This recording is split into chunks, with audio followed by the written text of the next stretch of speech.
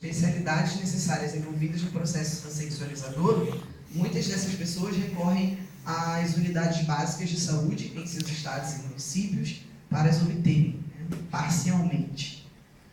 Não são comumente encontradas disciplinas específicas sobre gênero e sexualidade não patologizantes nos cursos de graduação das áreas de saúde nas universidades brasileiras.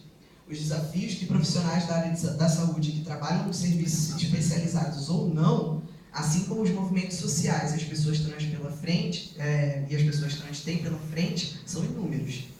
Talvez a força de parte de uma nova geração de pessoas trans e aliados e aliadas que não concordam com o diagnóstico patologizante possam apontar para uma necessidade das próprias autoridades em ousar e radicalizar mais suas práticas. Práticas estas que devem ser norteadas sempre pela ética e pela defesa dos direitos humanos.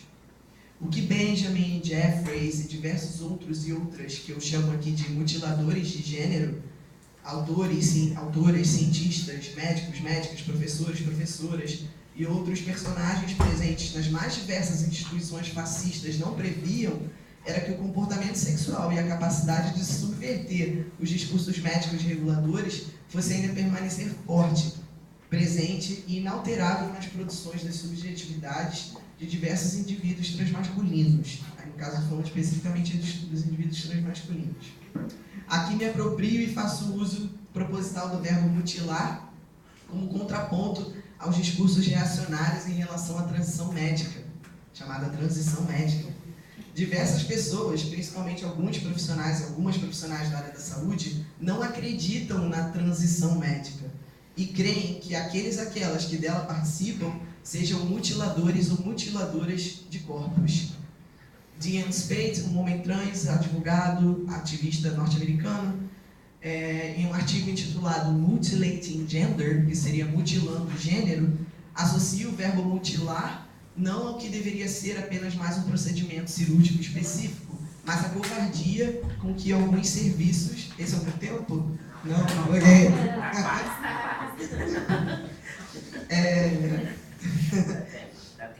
Com que alguns serviços e instituições das mais diversas mutilam as diferentes expressões de gênero e identidades. Eu, particularmente, gosto de pensar na ideia de nós, pessoas trans, nos reapropriarmos do verbo mutilar e darmos a ele outro significado. Não sinto que eu tenho um corpo mutilado. Meu corpo está muito longe disso. Meu corpo é livre, meu corpo é legítimo. Não me senti ou sinto mutilado por meu cirurgião, ou por meus cirurgiões, mas me sinto mutilado pelas autoridades médicas que insistem em nos patologizar e em exterminar com todas e quaisquer outras possibilidades de se viver a vida. Né? Não sou um transexual verdadeiro, eu sou um mutilador de gênero. Existem inúmeros indivíduos transmasculinos ou transgêneros que são homossexuais, por exemplo. São esses indivíduos que furam os discursos médicos para obterem as mudanças corporais que desejam. Eles dizem exatamente aquilo que os médicos e as médicas desejam ouvir. E os médicos e as médicas, por sua vez, compram o que está sendo dito. E muitas vezes sabem que aquele discurso não é verdadeiro. Não há detector de mentiras nas clínicas ou nos centros especializados para a nossa comunidade.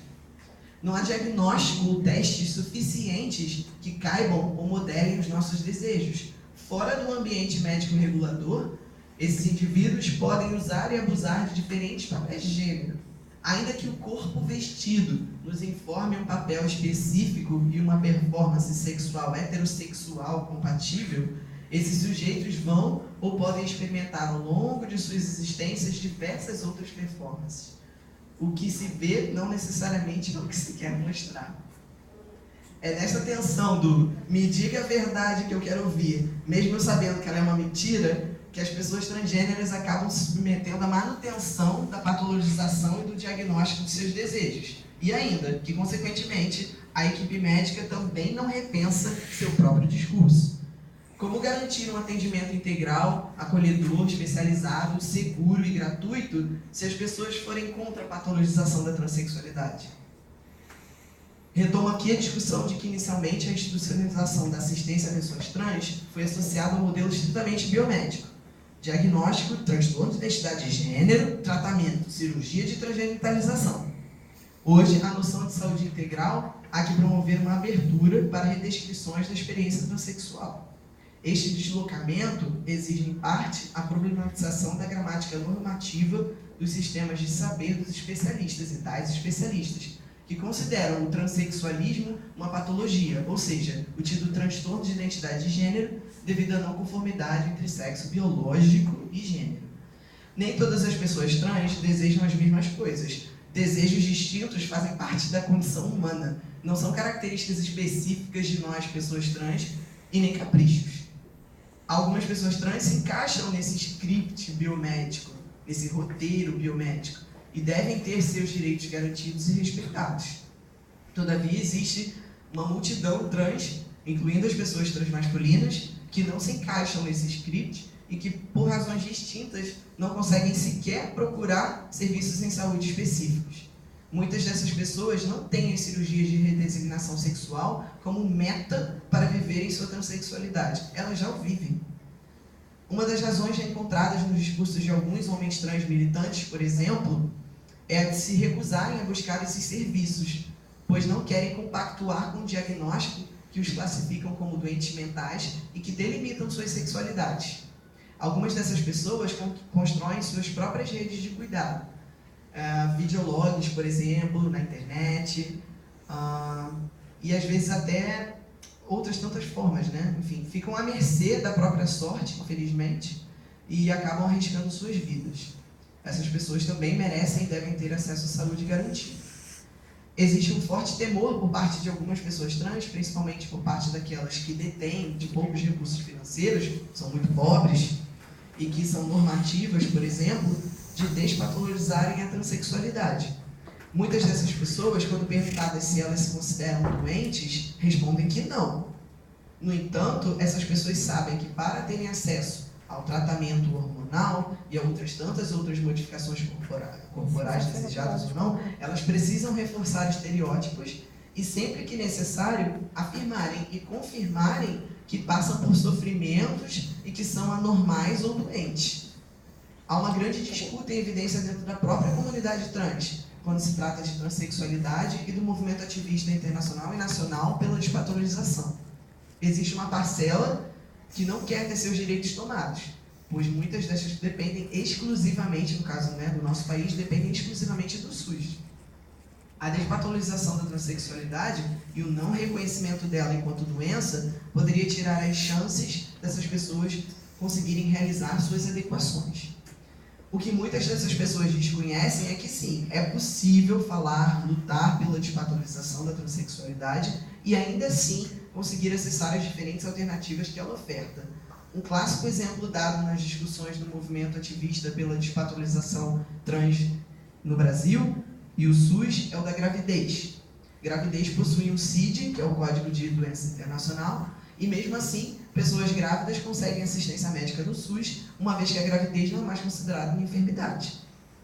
Esse diálogo é ainda muito delicado dentro da própria comunidade, pois além do fato mencionado acima, existe também receio por parte de algumas pessoas trans de não encontrarem uma forma de justificarem para suas famílias ou amigos, amigas e parceiros, parceiras sua transexualidade. Algumas pessoas se sentem seguras a respeito de viverem suas novas vidas com o respaldo médico.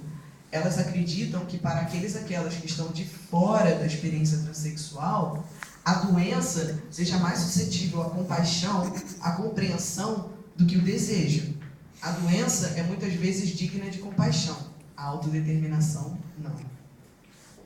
O que está presente em campanhas internacionais e cresce no cenário nacional, ainda que estejamos vivendo hoje um momento político fascista e ilegítimo em nosso país, é a desvinculação da realização de modificações corporais e o acesso à mudança judicial de nome e sexo, ou gênero.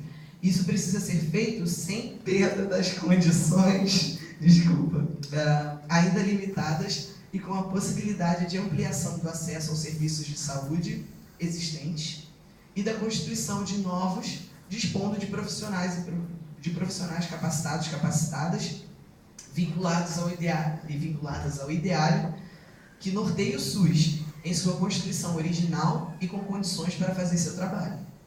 Despatologizar tão somente, sem ter as condições de manutenção, ampliação do acesso ao SUS em perspectiva, é avançar em direção ao passado, reiterando a histórica exclusão de minha população dos modelos de atenção em saúde disponíveis.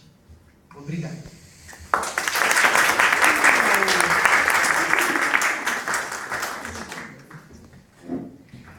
Antes de passar a palavra ao Dr. Thomas, eu gostaria de agradecer a presença da nossa querida defensora pública, doutora Ana Cristina, que está presente no recinto. Muito obrigada, Ana, por ter nos prestigiado no nosso evento. Você é minha amigona. Agora eu passo a palavra ao psicanalista, Dr. Thomas. Dá para todo mundo ficar mais